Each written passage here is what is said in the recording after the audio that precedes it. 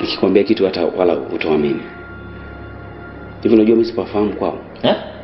Hata kwa sipajui.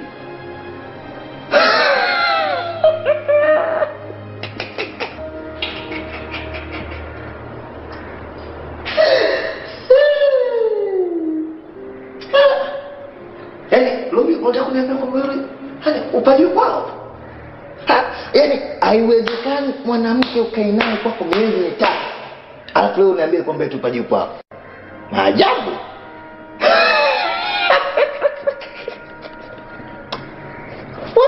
Wewe.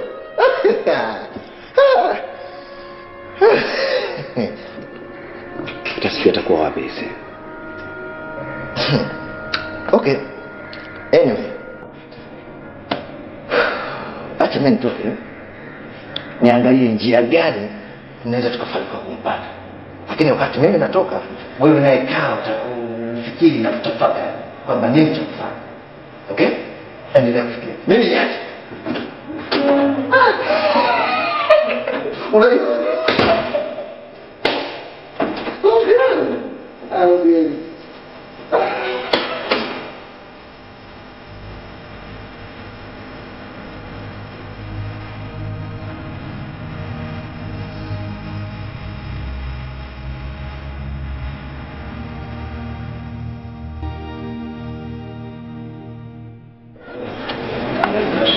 Baya. Mimi nimeelekezwa kwako kwamba utakuwa unafahamu wapi anapoishi Glory.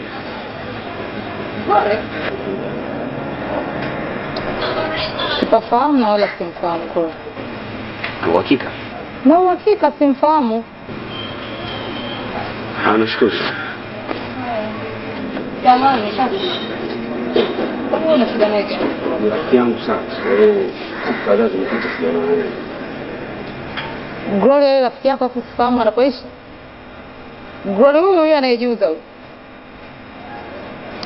Glory hizi siku 2-3 hizi alipata kichwa chake cha muda mrefu tu akawa ametoka nacho. Sasa sidhani kama atakuwa amerudi.